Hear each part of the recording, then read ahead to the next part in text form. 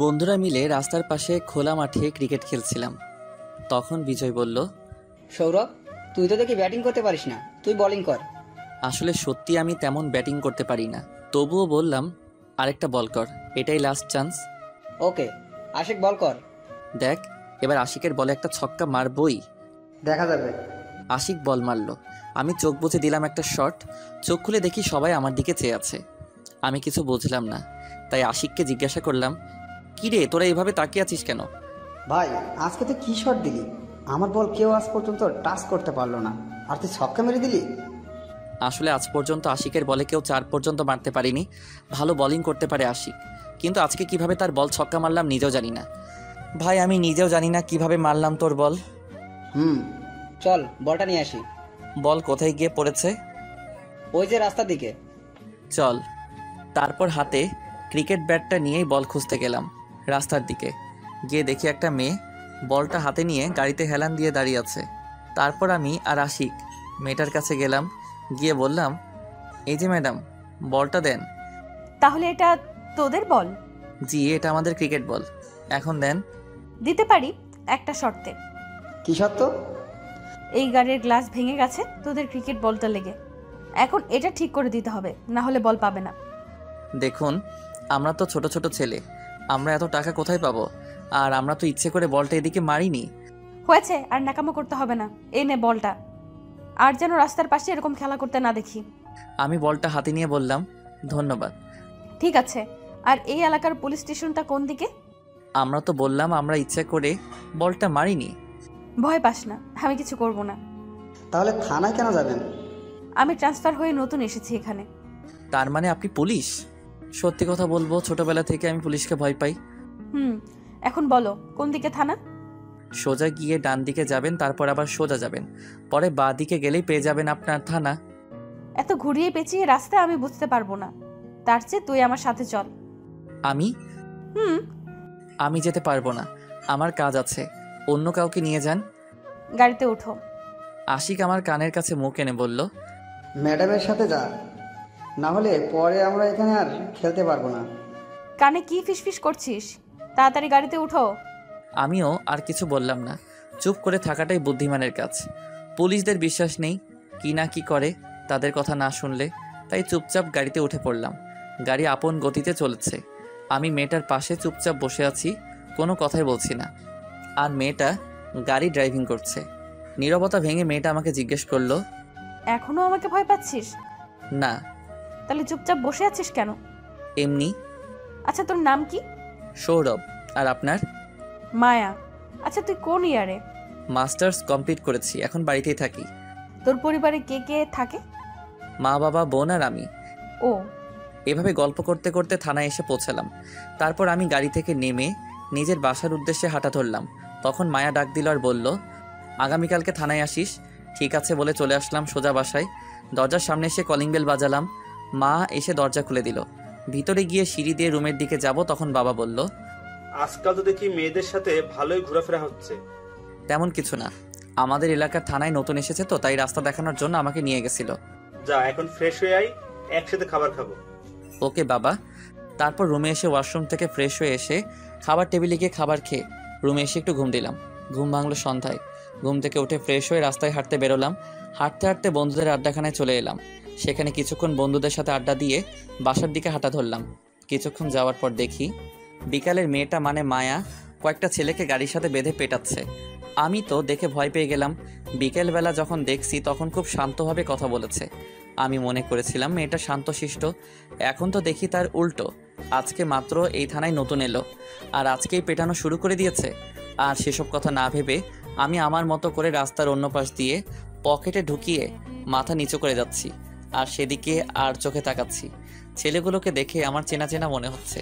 আরে, এরা তো রাস্তার পাশে দাঁড়িয়ে থাকা বখাটে বা লুচ্চা ছেলে। মানে কলেজের মেয়েরা যখন রাস্তা দিয়ে যায় তখন রাস্তার পাশে দাঁড়িয়ে মেয়েদের ডিস্টার্ব করে বা খারাপ খারাপ কথা বলে। কদিন আগে আমাদের হাতেও মাইর খাইছে বিজয়ের বোনকে ডিস্টার্ব করার জন্য। মনে হয় আজকেও এরকম করেছিল, তাই উত্তম মধ্যম দিচ্ছে। একসময় চোখ পড়ল মেয়েটার উপর, মানে মায়ার দিকে। বাব্বা, মেয়েটার কি শক্তি! একজন পুরুষের শক্তির সমান হবে। ছেলেগুলোকে এমনভাবে পেটাচ্ছে মনে হচ্ছে হসপিটালে যাওয়া ছাড়া উপায় নেই। আর ছেলেগুলো ব্যথায় ছুটে বলছে, ম্যাডাম জীবনে আর এরকম কাজ করব না, এবারের মতো ক্ষমা করে দেন। এবারের মতো ক্ষমা করে দিব, কিন্তু এই এলাকায় যেন আর না দেখি। মায়া একজন কনস্টেবলকে ডেকে বলল, এদেরকে হসপিটালে নিয়ে যাও। তারপর কনস্টেবল ছেলেদের হাতে পায়ে বাঁধা রশি খুলে গাড়িতে উঠিয়ে হসপিটালে নিয়ে চলে গেল। এতক্ষণ দাঁড়িয়েছিলাম, যখন হাঁটা দিব কি জানি কি মনে করে মায়া এদিকে তাকালো আর আমাকে দেখতে পেয়ে ডাক দিল, এই তুই সৌরভ না, এদিকে আয়। আমি মায়ার কথা শুনে ভয় পেয়ে যেই দৌড় দিতে যাব, কিছু একটার সাথে বাড়ি খেয়ে মাটিতে পড়ে গেলাম। যখন উঠতে যাব তখন চোখে সর্ষে ফুল দেখছি, পরে আর কিছু মনে নাই। যখন আমার জ্ঞান ফিরল তখন নিজেকে একটা রুমের মধ্যে আবিষ্কার করলাম। আমি উঠতে চেষ্টা করছি কিন্তু পারছি না, মাথাটা কেমন যেন ভার ভার লাগছে। তবুও কোনো মতে উঠে বসলাম। কপালে হাত বুলিয়ে দেখি পুরো কপালে ব্যান্ডেজ লাগানো, গলাও শুকিয়ে যাচ্ছে। কোনো মতে দাঁড়িয়ে চৌকিটা ধরে অন্য পাশে টেবিলের উপর রাখা পানির জগটার কাছে গেলাম। সেখানে রাখা চেয়ারটার উপর একটা হাত দিয়ে ভর করে আর অন্য হাত দিয়ে জগ থেকে গ্লাসে পানি ঢেলে পানি খেয়ে নিলাম। এখন মাথাটা কেমন যেন বেশি ভার মনে হচ্ছে আর চোখটা যেন কেমন গুলিয়ে যাচ্ছে। তখন দরজা খোলার শব্দ শুনে ভয় পেয়ে দরজার দিকে তাকালাম। চোখ দুটো কেমন ঘোলা ঘোলা, স্পষ্ট করে দেখা যাচ্ছে না, কিন্তু মুখটা চেনা চেনা লাগছে। তাই জিজ্ঞেস করলাম, কে আপনি? আর আমার দিকে এভাবে এগিয়ে কথাগুলো শেষ করে বলার আগেই আমি আবার জ্ঞান হারিয়ে ফেললাম। যখন আমার জ্ঞান ফিরল দেখি মায়ার কোলে আমি মাথা রেখে শুয়ে আছি আর মায়া আমার চুলগুলো বিলি কেটে দিচ্ছে। তা দেখে আমি ওঠার চেষ্টা করছি দেখে মায়া আমাকে বলল, উঠতে হবে না, শুয়ে থাক। তবুও আমি ওঠার চেষ্টা করছি আর মায়াকে বললাম, মায়া ম্যাডাম আমি বাড়িতে যাব। বলছি না চুপচাপ শুয়ে থাক। আমার জন্য মা বাবা বোনরা চিন্তা করবে, আমাকে এখন যেতে হবে। তোর কোথাও যেতে হবে না, আর আমি তোর ফোন বাড়িতে জানিয়ে দিয়েছি। কি বলেছেন? বলেছি তুই আজকে একজন ফ্রেন্ডের বাসায় থেকে যাবি। ও, মনে মনে ভাবছি মেয়েটার বুদ্ধি আছে, এখানে যে আছি সেটা বলেনি। কি ভাবছিস? কিছু না।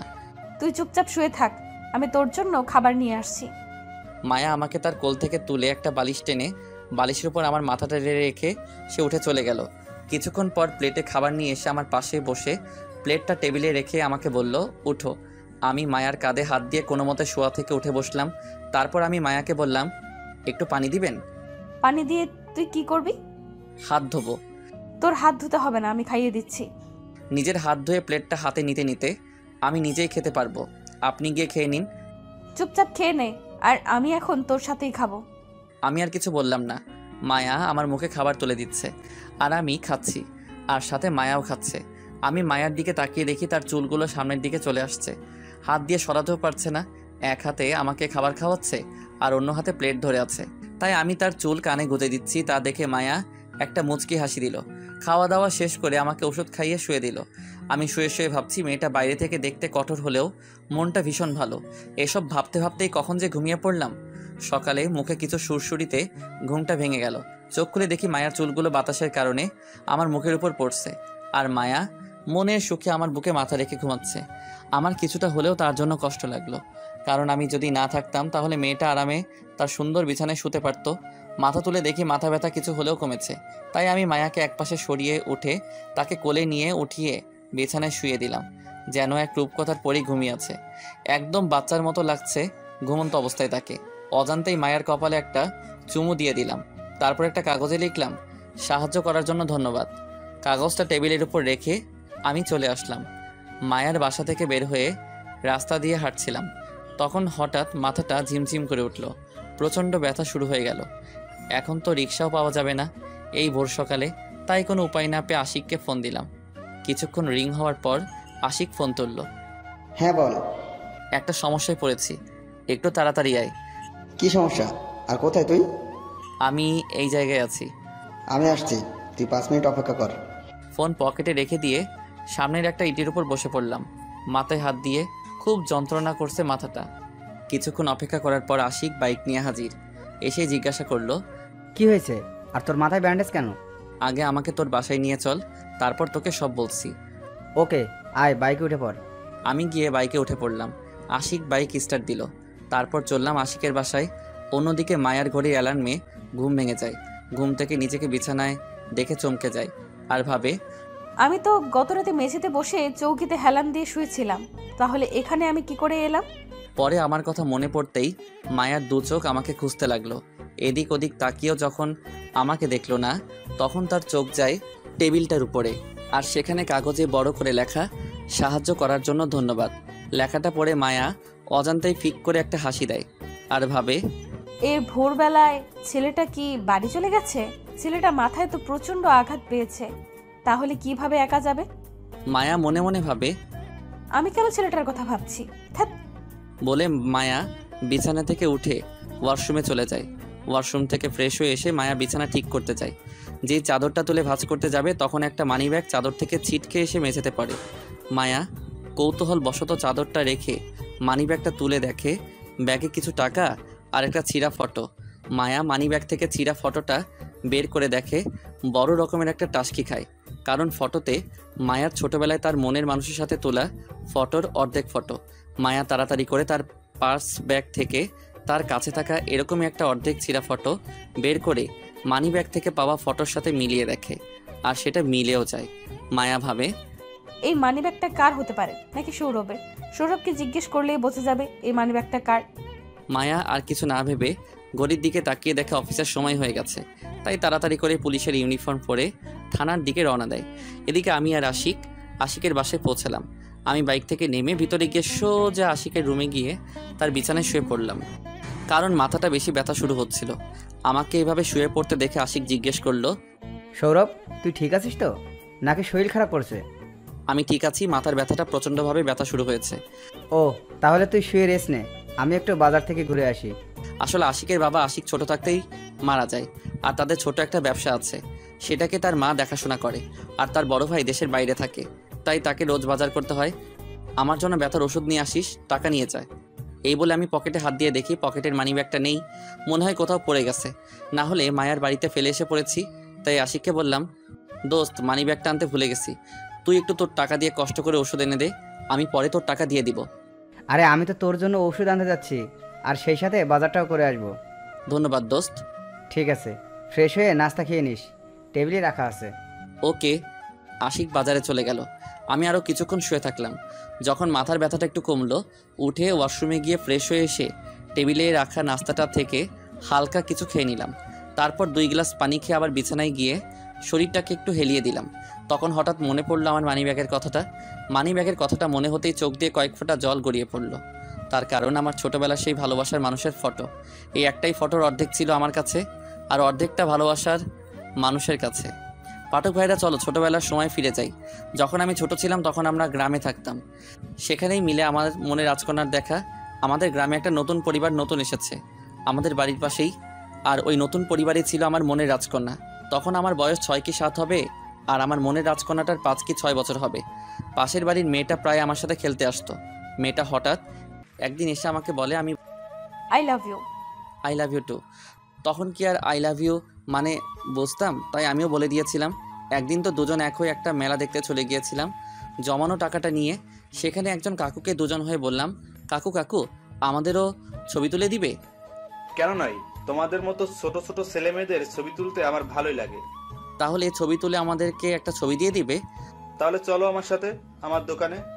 তারপরে কাকুর সাথে কাকুর দোকানে গিয়ে ছবি তুলে কাকু আমাদেরকে একটা ছবি দিয়ে দিল খামে ভরে। সেটা নিয়ে আমরা খেলতে খেলতে আবার বাড়িতে চলে আসি, আর ছবিটা আমার কাছেই আমি রাখলাম। একদিন শহর থেকে খবর আসলো নানু মারা গেছে, সবাই যাওয়ার জন্য তৈরি হচ্ছে। তখন আমি মাকে জিজ্ঞাসা করলাম, মা মা মা আমরা কি এখানে আর থাকবো না? দেখ বাবা, আমাদেরকে এখন থেকে শহরে থাকতে হবে, কারণ তোমার নানি যে সেখানে একা হয়ে যাবে, তাই আমরা সেখানেই তোমার নানির সাথে থাকবো। তোমরা চলে যাও, আমি সেখানে যাব না। দেখ বাবা, এরকম করে না, তাছাড়া এখানে আমরা মাঝে মাঝে বেড়াতে আসবো। তাহলে আমি যাব। এই তো আমার ছেলে। তারপর আমি আমার আর তার ছবিটা নিয়ে তার বাড়িতে গেলাম। দেখি সে তাদের বাগানে খেলছিল। আমি তার কাছে গিয়ে বললাম, আমরা চলে যাচ্ছি, আর এখানে আসবো না। তখন সে কান্না করে বলে, সেখানে গেলে আমাকে ভুলে যাবে না তো? তার জন্য এই ছবির অর্ধেক তুমি রাখো আর অর্ধেক আমার কাছে থাকবে। তারপর ছবিটা ছিঁড়ে আমার ছবিটা তার কাছে আর তার ছবিটা আমার কাছে রাখলো। যখন আমরা শহরে চলে যাচ্ছিলাম তখন সে খুব কান্না করেছিল, আমিও করেছিলাম। যখন আমি বড় হতে লাগলাম বুঝতে পারতে লাগলাম তাকে আমি ভালোবেসে ফেলেছি। পরে যখন আমি বড় হয়ে তাকে নিতে গ্রামে আসলাম, এসে শুনি তারা নাকি এখান থেকে চলে গেছে। সেদিন আমি খুব কেঁদেছিলাম তার জন্য। তারপর থেকে আমি তার ছবি নিয়েই বেঁচে আছি। যাক, এখন বর্তমানে আসি। শুয়ে শুয়ে ছবিটার কথা ভাবছি আর চোখের জল ফেলছি। ছবিটা আমি হারিয়ে ফেললাম না তো? তখন মনে পড়লো মায়ার কথা। সেখানে মনে ছবিটা পড়েছে। আমাকে সেখানে তাড়াতাড়ি যেতে হবে। যেই উঠে দরজা খুলে সামনে তাকিয়ে আমি অবাক, কারণ দরজার সামনে মায়া দাঁড়িয়ে আছে আর মায়ার পিছনে দেখি আশিক দাঁড়িয়ে আছে।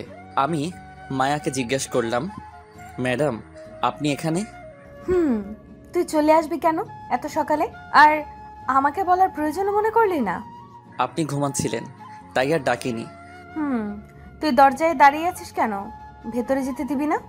ও আমি তো ভুলেই গেছিলাম। মায়া রুমের ভিতরে গিয়ে একটা চেয়ারে বসে আর আমি আশিককে গিয়ে আস্তে করে জিজ্ঞেস করি, কোথা থেকে নিয়ে আসলি?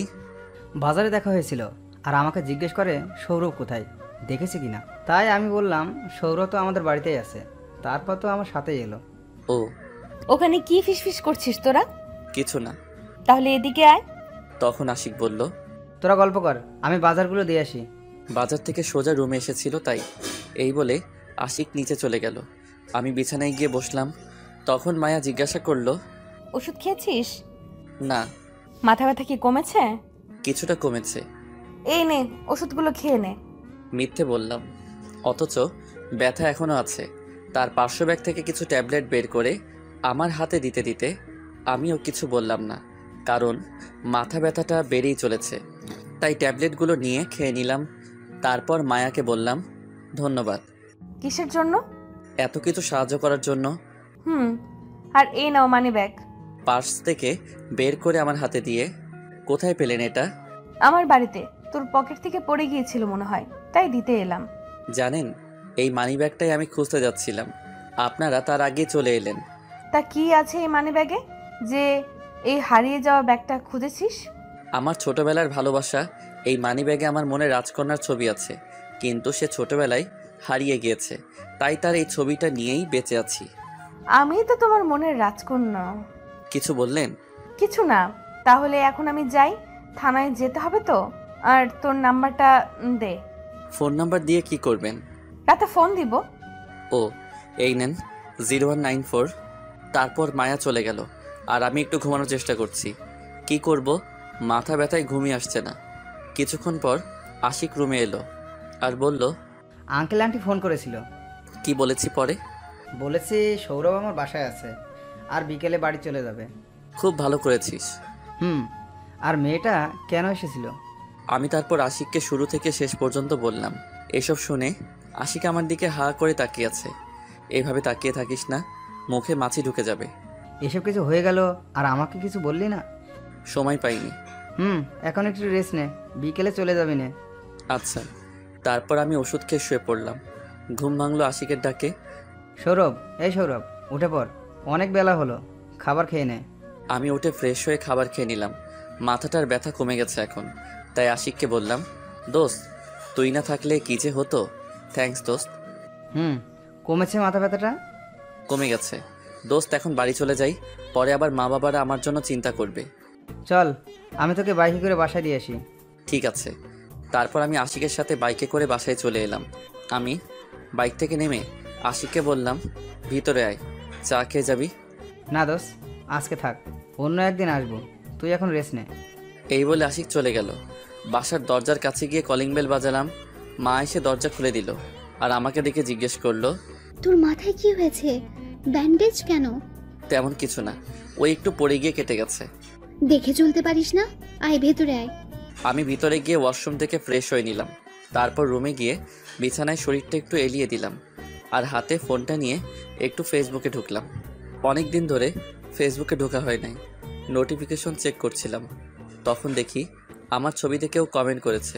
আইডির নাম ছোটবেলার ভালোবাসা। কমেন্ট বক্সে ঢুকে দেখি ওই আইডি থেকে লিখেছে সো সুইট জানু। আমি তো দেখে অবাক, এটা আবার কে হতে পারে যে আমাকে জানু বলছে।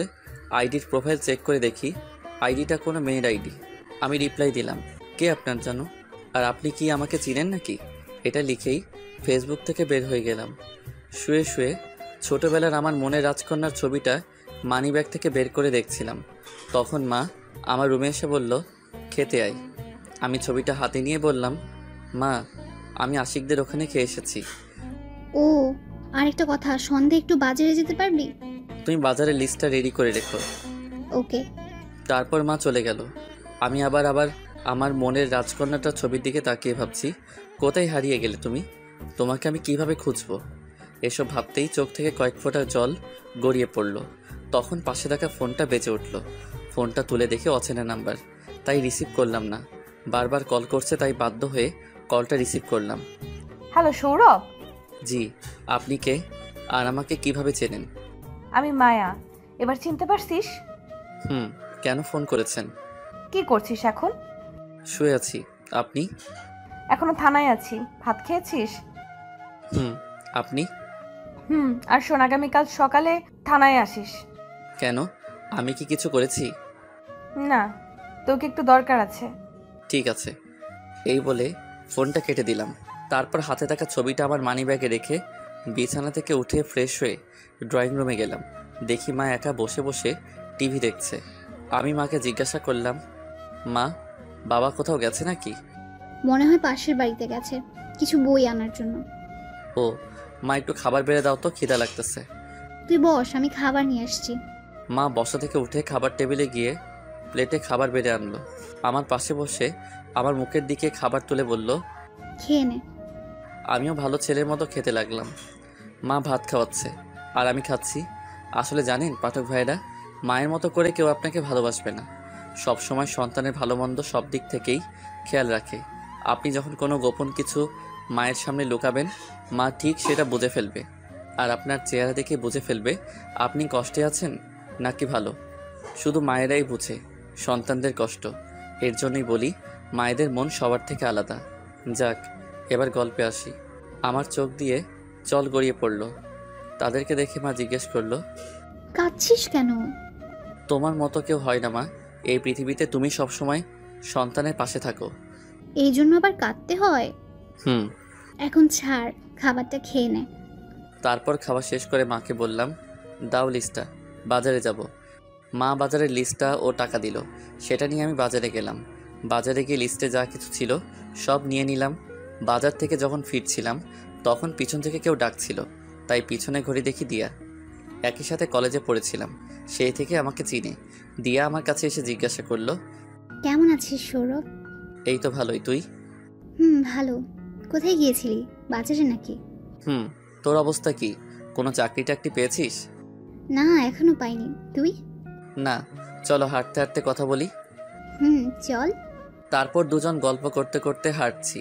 কিছু দূর যাওয়ার পর সামনে তাকিয়ে দেখি মায়া জিপ গাড়ি নিয়ে দাঁড়িয়ে আছে। তাকে দেখে আমি তো ভয় শেষ। আসলে পুলিশরা সন্ধ্যায় বা যে কোনো সময় একটা ছেলে একটা মেয়ে রাস্তায় দেখলেই ভাবে ছেলেরা মেয়েদের ডিস্টার্ব করছে। আমি দিয়াকে বললাম, তাহলে আজ যাই, পরে আবার দেখা হলে জমি আড্ডা দিব। এখন তাড়াতাড়ি যেতে হবে, মা আমার জন্য অপেক্ষা করছে, মনে হয় রান্না করার জন্য। ঠিক আছে, বাই, আবার দেখা হবে। দিয়ার কাছ থেকে বিদায় নিয়ে বাড়ির উদ্দেশ্যে রওনা দিলাম। এদিক ওদিক না তাকিয়ে সোজা হাঁটা শুরু করলাম, মাথা নিচু করে। কিছু দূর যাওয়ার পর কিছু একটার সাথে ধাক্কা খেলাম। মাথা তুলে সামনে তাকিয়ে অবাক, সামনে মায়া দাঁড়িয়ে আছে। মনে হয় মায়ার সাথে ধাক্কা খেয়েছি। মায়া আমার দিকে রাগি চোখে তাকিয়ে আছে। সেটা দেখে আমি আরও ভয় পেয়ে গেলাম, কারণ যেভাবে তাকিয়ে আছে যেন কাঁচাই চিবিয়ে খেয়ে ফেলবে। তখন আমি সরি বলে পাশ কাটিয়ে আসছিলাম, তখন মায়া আমার হাতটা ধরে ফেললো। আমি তো ভয় শেষ, কি না কি করে। পুলিশদেরকে আমার একদম বিশ্বাস নেই। তখন মায়া জিজ্ঞেস করলো, মেয়েটা কে? তখন আমি বললাম, আমার কলেজ লাইফের ফ্রেন্ড। ও, আর একটা কথা বলি, মনে রেখো, আর কোনো মেয়ের সাথে কথা বলতে যেন না দেখি। কেন? মেয়েদের সাথে কথা বললে কি হবে? আর তাছাড়া আপনিও তো একটা মেয়ে। আমি ছাড়া অন্য মেয়ের সাথে কথা বলবি না, ঠিক আছে? আর যদি দেখি তাহলে একেবারে লকআপে ভরে দিব। কেন? আমার ইচ্ছা। ও, এখন সরেন, বাড়িতে যেতে হবে।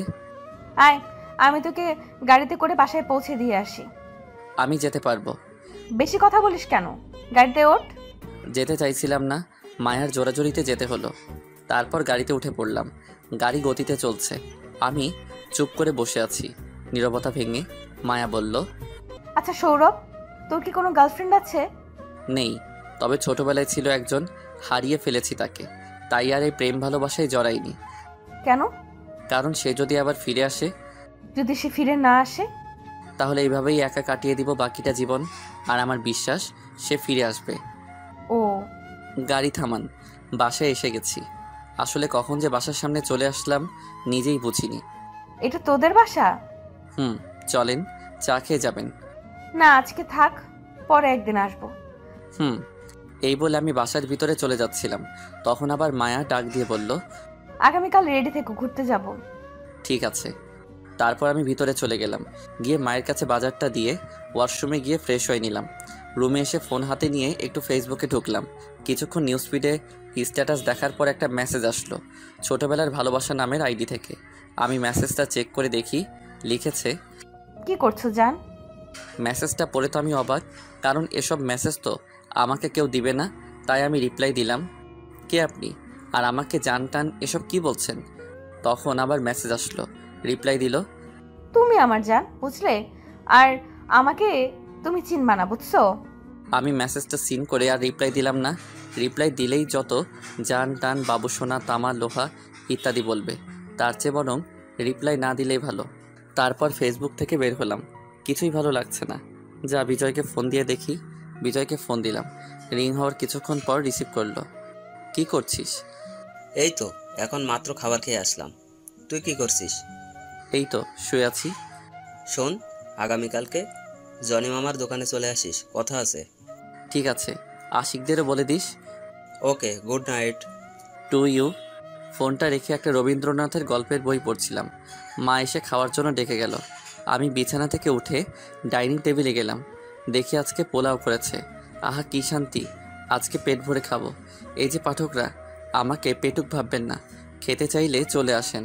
ও, আপনারা তো আমার বাসার ঠিকানা জানেন না। ঠিক আছে, কোনো ব্যাপার না, এখন তো ডিজিটাল যুগ, আমি আপনাদের জন্য বিকাশে পাঠিয়ে দিব, কেমন? আম্মু, আজকে পোলাও রান্না করেছো?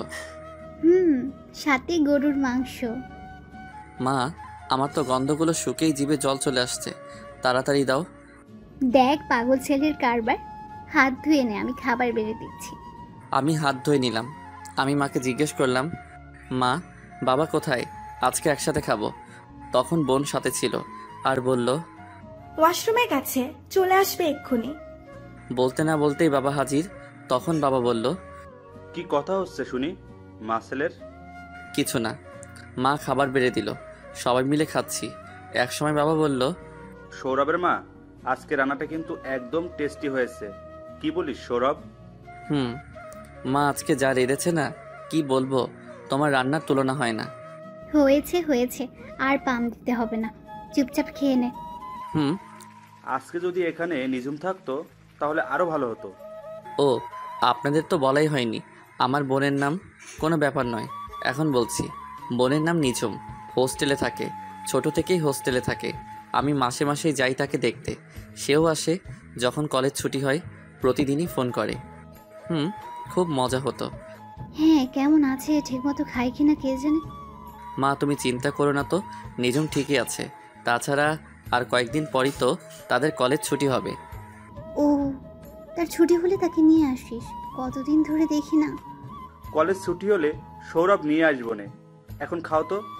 ঠিক আছে মা, মাংসের ঝোলটা একটু দাও তো। প্লেটটা এদিকে দে, তোমারও কি কিছু লাগবে? পোলাওটা একটু দাও। এই নাও। তারপর খাওয়া দাওয়া শেষ করলাম। শেষ করে ড্রয়িং রুমে এসে সোফায় বসলাম, টিভি দেখতে লাগলাম। টিভিতে সিআইডি দেখছি, আমার ভালোই লাগে। আর মাঝে মাঝে পোগো চ্যানেলে একটা কার্টুন হয়, টিটো, খুব মজার একটা। ছোট ছেলের মাথায় এত বুদ্ধি। তবে এখন সিআইডি দেখছি। যখন নিঝুম আসে তখন আর এসব দেখা হয় না, কারণ রিমোট তার কাছে থাকে। আর আপনারা জানেনই তো মেয়েদের সিরিয়াল দেখার নেশা। কী কী চ্যানেল জানিয়েছে, ও মনে পড়েছে, স্টার জলসা, কালার্স বাংলা, জি টিভি। আমার তো মাঝে মাঝে ইচ্ছা এই চ্যানেলটা কেন যে দিয়েছে, যারা দিয়েছে তাদেরকে গিয়ে ধরে পুষটাই। কি একটা চ্যানেল, দিন নাই রাত নাই সিরিয়াল চলে। কিছুক্ষণ টিভি দেখার পর রুমে গেলাম, খুব ঘুম পাচ্ছিল। রুমে গিয়ে ফোনটা হাতে নিয়ে দেখি মায়া ফোন দিয়েছে। আমি কল ব্যাক করতে যাব, তখন আবার কল আসলো, রিসিভ করলাম। হ্যালো, আপনি যে নাম্বারে ফোন করেছেন তা এখন ব্যস্ত আছে। আজকে মনটা ফুরফুরে, তাই একটু মজা করে বললাম।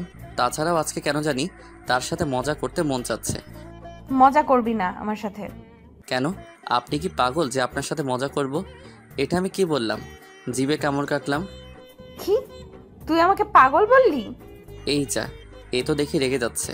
এখন কি করি? পুলিশ তো পাগলই সারাদিন, অন্যের পিছনে দৌড়াই। এই যা, কি বলতে গিয়ে কি বলে ফেলেছি। কি বললি তুই? অন্যের পেছনে সারাদিন দৌড়ায়, তাই না? এখন থেকে তোর পেছনে লেগে থাকবো। না মানে আমি বলতেছিলাম পুলিশরা আসামিদের পিছনেই দৌড়ায়। এখন পাম মারা হচ্ছে? পাম কেন মারতে যাব? আগামীকাল থেকে তোর পেছনেই লাগবো, দেখে নিস। আমি তো মজা টুট টুট করে ফোনটা কেটে দিল। একরাশ ভয় নিয়ে শুয়ে পড়লাম, কারণ যেভাবে রেগে কথা বলছে, আগামীকাল কি না কি করে। আগামীকাল সত্যি কি আমার পিছনে লাগবে? যদি লাগে আমার তো জীবনটাই তামা তামা হয়ে যাবে। এসব ভাবতে ভাবতে ঘুমিয়ে পড়লাম। সকালে মায়ের ডাকে ঘুম ভেঙে গেল। ঘুম থেকে উঠে ফ্রেশ হয়ে হালকা কিছু নাস্তা করে বিজয়ের সাথে দেখা করতে গেলাম। বাসা থেকে বের হয়ে রাস্তা দিয়ে যাচ্ছি, তখন দেখি মায়া জিপ নিয়ে দাঁড়িয়ে আছে। আমি দেখেও না দেখার মতো করে চলে আসলাম। কিছু দূর যাওয়ার পর পিছনে তাকিয়ে দেখি মায়া জিপ নিয়ে আমার পিছনেই আসছে। মনে মনে ভাবছি, সত্যি মনে হয় আমার পিছনে লাগছে। গতকাল কেন যে ওই কথা বলতে গেলাম, শালা এখন নিজের কথাই নিজে ফেঁসে গেছি। আমি সেদিকে পাত্তা না দিয়ে আমার গন্তব্যের দিকে এগিয়ে চলছি। আমি বিজয়ের দেওয়ার ঠিকানায় গেলাম, দেখি আশিকরাও এসেছে। আমি তাদের জিজ্ঞেস করলাম, কি কেন ডেকেছিস সেখানে? না মানে তোদের একটু হেল্প দরকার, তাই তোদের এখানে ডেকেছি। কিসের জন্য হেল্প লাগবে তোর আবার? নাকি কোনো সমস্যায় পড়েছিস? না তেমন কিছু না, শুধু ওই আর কি। কি ওই করছিস, ভালো করে বল।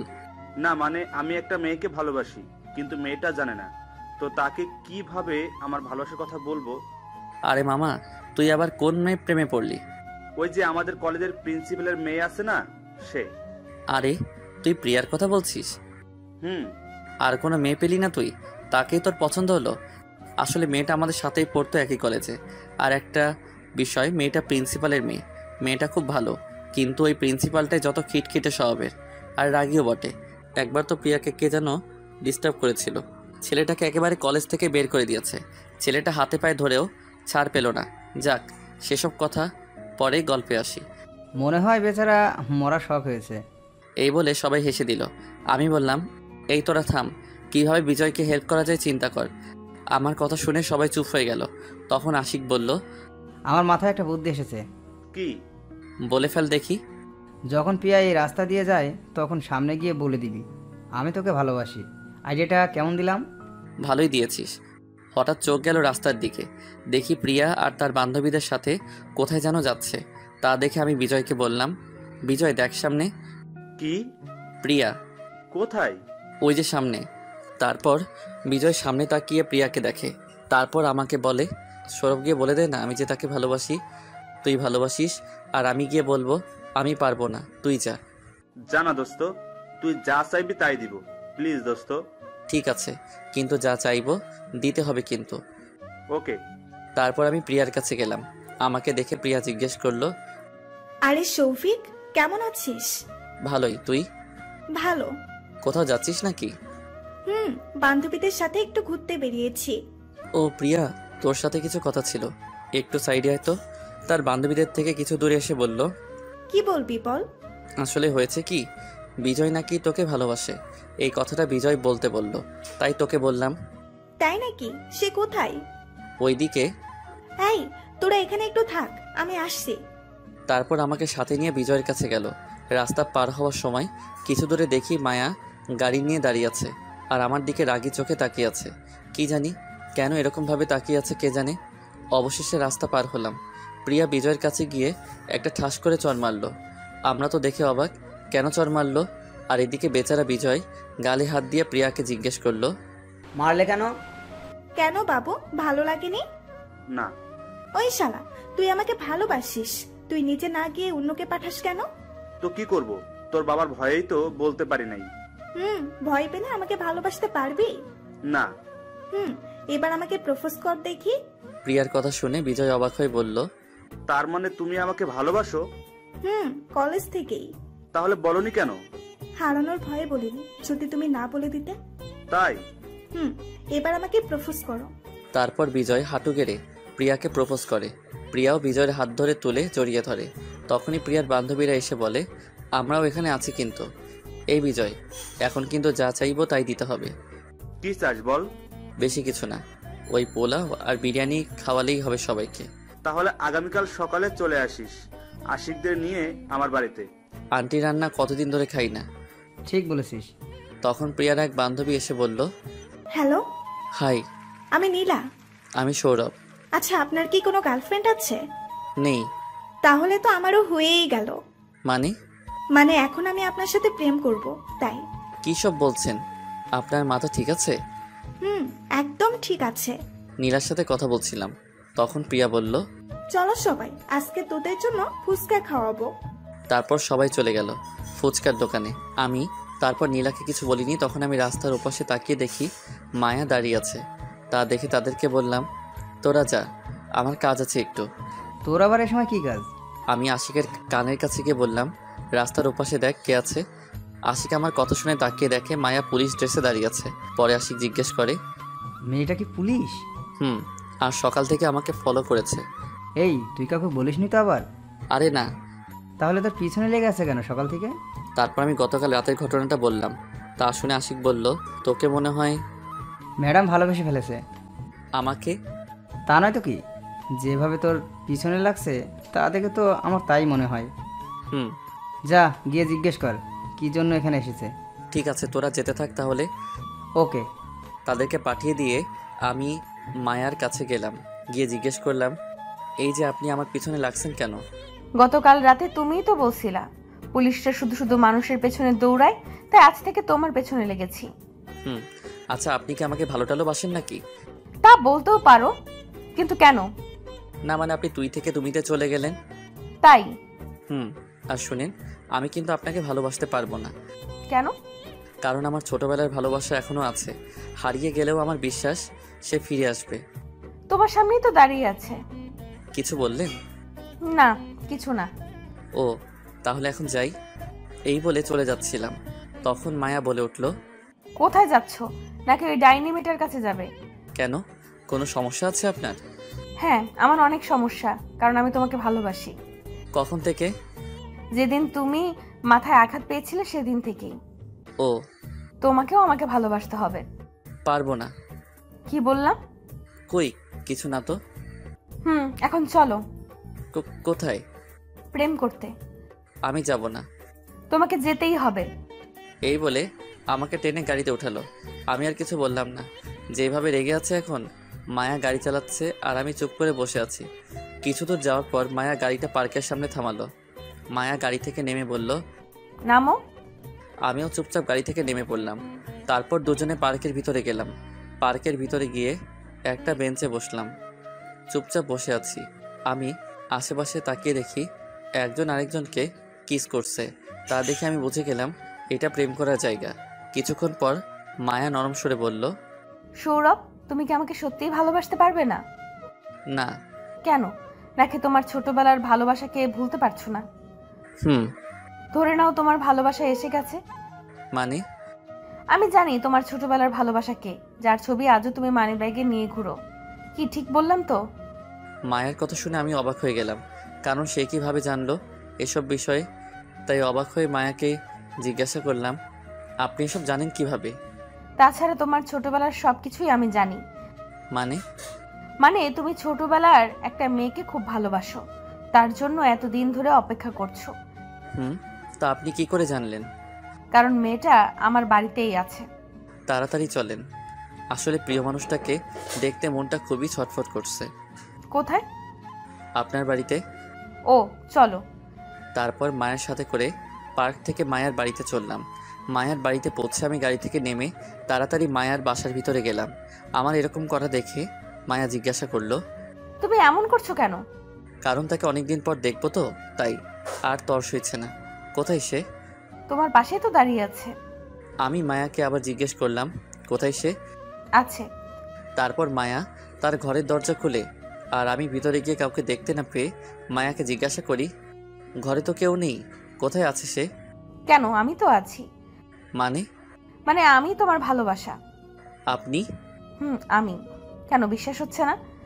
না। তাহলে তোমার মানি ব্যাগটা দাও। কেন? দিতে বলছি, দাও। আমিও আর কিছু বললাম না, পকেট থেকে বের করে দিয়ে দিলাম। মায়া মানি ব্যাগটা নিয়ে ব্যাগ থেকে সেই ছবিটা বের করলো। তা দেখে আমি বললাম, এটা আমাকে দিয়ে দিন। মায়া চুপ করে আছে। মায়া তার পার্স থেকে আরেকটা ছবি বের করে সেটা দেখে তো আমি চমকে যাই। কারণ আমার কাছে যে ছিঁড়া ছবিটা ছিল সেটা তার অর্ধেক। আমি মায়াকে জিজ্ঞাসা করলাম, এই ছবিটা আপনি কোথায় পেয়েছেন? ছোটবেলা থেকেই আমার কাছে ছিল। আর এই ছবিটা তুমি কোথায় পেয়েছো? আমার মানিব্যাগে যে ছবিটা ছিল সেটা দেখিয়ে। কেন? আর এই ছবিতে আমার ছোটবেলার ছবি? মায়া আর কিছু না বলে সোজা এসে আমাকে জড়িয়ে ধরলো। আমি তো অবাকের পর অবাক হচ্ছি, কেন এমন করছে মায়া? আর ছবিটার অর্ধেক অংশটাও তার কাছে। তাহলে কি মায়া আমার? না, আর কিছু ভাবতে পারছি না। এদিকে মায়া আমাকে জড়িয়ে ধরে আছে। ছাড়াতে চেষ্টা করছি কিন্তু কোনো মতে ছাড়াতে পারছি না। মায়া বলছে, এরকম করছো কেন? জানো তোমার জন্য আমি কতটা অপেক্ষা করেছি। আর নয়। কী সব বলছেন? ঠিকই বলছি। আর তুমি মনে হয় আমাকে এখনো বিশ্বাস করতে পারছো না। হুম। তাহলে এই দেখো। আমাকে ছেড়ে দিয়ে তার শার্টের হাতা তুলে আমাকে দেখিয়ে।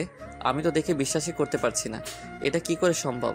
তার হাতে এই অক্ষরের একটা ট্যাটু আঁকা। তা দেখে আমি বুঝে গেলাম এটা সেই মানুষটাই। যখন আমরা ছোটোবেলায় স্কুলে যেতাম তখন বড় ভাইদের হাতের ট্যাটু দেখে আমাদেরও ইচ্ছা হয়েছিল হাতে ট্যাটু আঁকতে। তারপর একদিন আমরা এক বড় ভাইয়ের কাছে গিয়ে হাতে ট্যাটু লিখে আঁকি। আমার নামের প্রথম অক্ষর এস তার হাতে, আর তার নামের এম অক্ষর আমার হাতে আঁকি। যাক, এখন বর্তমানে আসি। আমি মায়াকে কিছু বলার আগেই মায়া বলে উঠল, তোমার হাতেও কিন্তু এম অক্ষরের ট্যাটু আছে। আমি এখন আরও নিশ্চিন্ত হলাম, কারণ আমার হাতে যে ট্যাটু আছে সেটা আমি আর সে ছাড়া কেউ জানতো না। আমি কোনো কথা না বলে মায়াকে গিয়ে জড়িয়ে ধরে কান্না করে দিলাম। এই কান্না কষ্টের কান্না নয়, আনন্দের কান্না। আমাকে কান্না করতে দেখে মায়া বলল, এই একদম কান্না করবে না, তাহলে কিন্তু আমিও খেতে দেব। তাহলে কাছে থেকেও আমাকে বলোনি কেন? তুমি আমার সেই তুমি। বলতে চেষ্টা করেছি কিন্তু পারিনি। আর ফেসবুকে যে আইডি থেকে তোমাকে মেসেজ দিত সেই মেসেজটাও আমিই দিতাম। অনেক ভালোবাসি তোমাকে। ভালোবাসবে তো আমাকে? কি বলো? আমিও তোমাকে অনেক অনেক ভালোবাসি। তাই তো আজ পর্যন্ত কোনো মেয়ের প্রস্তাবে রাজি হইনি, তুমি আসবে বলেই। কি? তোমাকে মেয়েরা প্রেমের প্রস্তাব দিত? কিন্তু আমি রাজি হইনি। আজকেও একটা মেয়ে আমাকে কথাটা বলার আগেই মায়া বলল, ওই ডাইনিটা বলেছিল তো? হুম। যারা যারা আমার বরকে প্রেমের প্রস্তাব দিয়েছে তাদের এক একটাকে তো আমি হাজতে ভরবো। আমি মুচকি মুচকি হাসি দিয়ে তার দিকে তাকিয়ে আছি। রাগলে তার গাল দুটো কেমন যেন লাল হয়ে যায়, আর তাকে দেখতেও তখন খুব সুন্দর লাগে। আমার হাসি দেখে মায়া জিজ্ঞেস করলো, এই তুমি হাসছো কেন? না মানে এই যে তুমি বর বললে তাই। এই কারণে তুমি হাসছো? তাছাড়া তুমি তো আমার বরই হবে, তাই না? হব? আমি তো বিয়ে করে ফেলেছি, তাহলে কিভাবে তোমার বর হব? তো তুমি বিয়ে করেছো? এই যা, মনে হয় কান্না করে দিবে। আমি তাকে কাছে টেনে এনে বললাম, তুমি কান্না করছো কেন?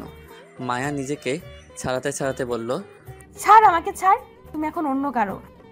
আমি আর কিছু না বলে দুহাত দিয়ে মায়াকে জড়িয়ে ধরে তার গোলাপি মিষ্টি ঠোঁটে আমার ঠোঁট ডুবিয়ে দিলাম। আহা, সে কি ফিলিংস বলে বোঝাতে পারবো না। এদিকে মায়া ছুটার জন্য আমার বুকে কিল ঘুষি দিতে লাগলো। আমিও কি ছাড়ার পাত্র? অবশেষে না পেরে চুপ করে রইল।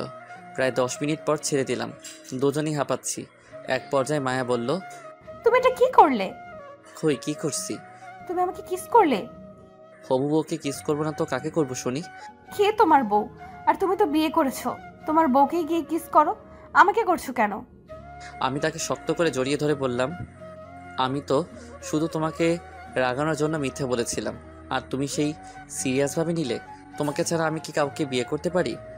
আমাকে রাগাতে খুব ভালো লাগে, তাই না? তোমাকে রাখতে দেখলে খুব সুন্দর লাগে। তাই? হুম। খুব ভালোবাসবে তো আমায়? অনেক অনেক ভালোবাসবো। এইভাবে আমাদের হারিয়ে যাওয়া প্রেম ফিরে এলো, আর আমাদের প্রেম শুরু হয়ে গেল 1 মাস পর। আজ আমার আর মায়ার বিয়ে। বিয়েটা পারিবারিকভাবেই হচ্ছে। দুই পরিবারের খুশিতেই আমাদের বিয়ে হচ্ছে। ছেলেপুলেরা দৌড়াদৌড়ি করছে। আমি বসে আছি আমার রুমে। সকাল থেকে মায়াকে দেখেনি, তাই তাকে দেখতে মনটা ছটফট করছে। কি করব বল, ভাবিরা তার কাছে যেতেই দেয় না। কিছুক্ষণ পর বাবা রুমে এসে আমাকে ডাক দিয়ে গেল।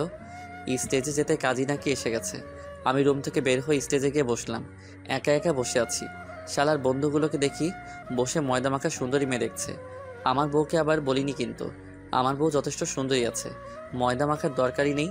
এই কথা পাঠক ভাইয়েরা আমার বউকে বলবেন না আবার।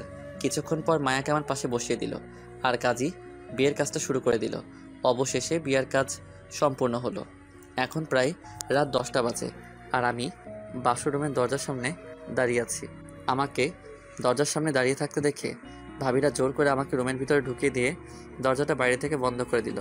রুমের ভিতরে গিয়ে বিছানার কাছে গেলাম, দেখি মায়া ইয়া বড় লম্বা ঘোমটা দিয়ে বসে আছে। আমি ঘোমটা তুলে তাকে দেখে আবার ক্রাশ খাইলাম আর কি। তারপর মায়াকে বললাম, চলো বাসর করি আমরা। আমার এই কথাটা হঠাৎ বলাতে মায়া চমকে উঠে বলল, সবার সামনে? কেউ তো নেই। নেই মানে? তোমার পাঠকরা তো দেখছে, তাদের সামনে আমার লজ্জা করে না বুঝি? ওরে আমার লজ্জাপতি বউরে, এই যে পাঠক ভাইয়েরা, আপনারা এখন আসতে পারেন। অনেক পড়েছেন, অন্য একদিন পড়ে নেবেন। এখন দেখছেন না আমার লজ্জাপতি বউটা কত কত লজ্জা পাচ্ছে। এই আমি পাঠকদেরকে তাড়িয়ে দিয়েছি, এখন তো শুরু করি। লাইটটা অফ করে দাও। তারপর লাইট অফ, দুজনে মিলে এখন বাসর করতে হবে। এই পাঠক ভাইরা, এখন আপনারা জাননি আপনাদের মা বাবা আপনাদের জন্য চিন্তা করবে তো। এইভাবেই শুরু হলো এই গল্পের আমাদের সুখের সংসার জীবন। ভালোভাবে যেন কাটে তাদের এই সুখের জীবনটা। আজ এখানেই শেষ করছি এই গল্পের এই পর্ব। দেখা হবে আবার কোনো গল্প নিয়ে।